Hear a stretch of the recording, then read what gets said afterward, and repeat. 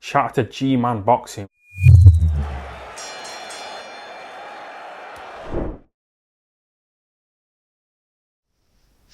Alright, people, so Ohara Davis knocks out Lewis Ritson with a sickening body shot in the ninth round. Now, this fight wasn't a bad fight. The styles definitely gelled together a lot better than, we'll say, Ohara Davis versus Jack Catterall.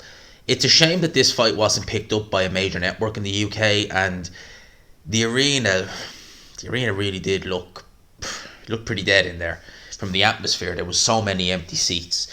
In terms of the fight got off to a good start in the first round. You know, Lewis Ritson, I felt in the early rounds, Lewis Ritson was having a little bit more success. The first round was very nip and tuck. Both guys were looking to establish the jab. Now, Harry Davis, obviously, very rangy, very good at long range, not the best at mid to close range. And you could see that Lewis Ritson had obviously studied the Josh Taylor fight. Because Josh Taylor, when he fought O'Hara Davis, mid to close range, it was a mismatch. Josh Taylor was just levels above O'Hara Davis. He was trying to do something similar. He was having a bit of success with his jab because I felt that Davis, he looked very slow early on. I want to say he was almost plodding around the ring. Almost, he was just looking for one shot at a time. He was looking to throw big shots. And I felt that Lewis Ritson's jab was a little bit better. It was catching O'Hara Davis. He was letting some good combinations go. Davis was having his success, don't get me wrong. I felt that Ritson, it seemed as though Ritson, he never fully adjusted to what O'Hara Davis was doing in there. So Davis, as we know, he's got really long arms. Really long arms. And at times, you could maybe think you're out of range, and you're not. You end up getting caught with shots. What Lewis Ritson was doing, and he was doing this from very early on, he never stopped doing it the whole way through the fight, was he would maybe have an attack, take a step back, he'd still be in range, and O'Hara was able to catch him with shots, and he just seemingly just couldn't get the grips with the fact that, okay, I'm taking a little half step back, I'm still in range, and oh, he's hitting me. That was happening a lot in this fight. Now, the first couple of rounds were okay for Lewis Ritson, especially the second round. I thought he took that round pretty clearly. But then O'Hara Davis started to find his range. He started to put shots together. And once he started doing that, it was looking problematic for Lewis Ritson. Now, Ritson and his team were saying that they felt Davis was suspect to the body. I don't know why. I don't recall seeing O'Hara Davis ever get hurt or dropped with a body shot. The shots that dropped them against Josh Taylor were headshots. Whereas obviously Lewis Ritson has been dropped by body shots like against Jeremiah Ponce. So I don't know where they felt that. Now they did go to O'Hara Davis's body. I felt in the first round he did kind of wince from a body shot, did Davis. But other than that, he seemed pretty in control. The body attacks that Ritson was doing, they weren't really bothering Davis that much noticeably.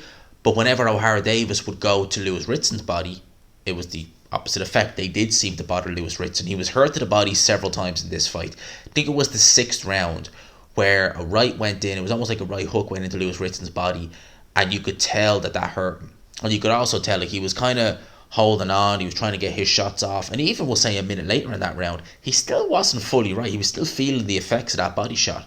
So the only person in there who seemed to be really bothered when it came to the body shots was Lewis Ritson. Even the rounds that Ritson was winning, because O'Hara Davis was in control in this fight from pretty much start to finish. The rounds Lewis Ritson did win, he had to take shots, and he took a few too many shots for my liking.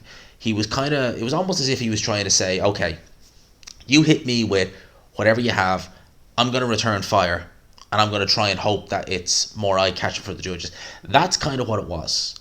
Lewis Ritson didn't have anything really in his arsenal that bothered O'Hara Davis. You could tell that O'Hara Davis, the more heavy-handed of the two, he was bothering Lewis Ritson with his shots. Not so much to the head, it was more so always to the body from O'Hara Davis. And as this fight progressed, Ritson was taking too many shots to head and to body.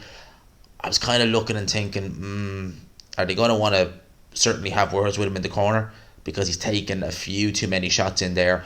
O'Hara Davis just warmed into it.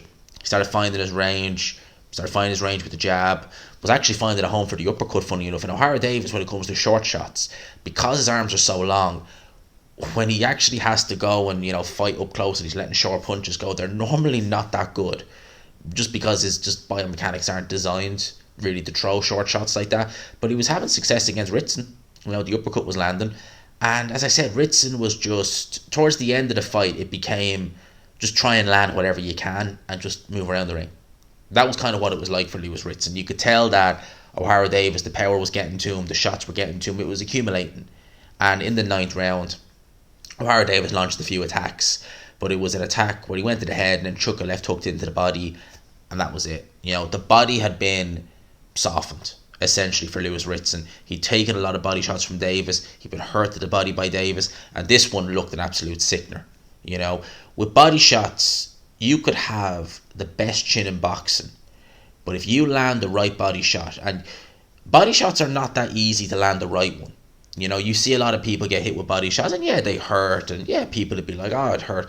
But when you land a real stinker, like in the floating rib kick, when you land a body shot like that, oh, you ain't getting up. Your whole body will just, no matter what, and it's worse because your head is okay, your head's clear, but your body just can't do it. Your body just physically can't get up.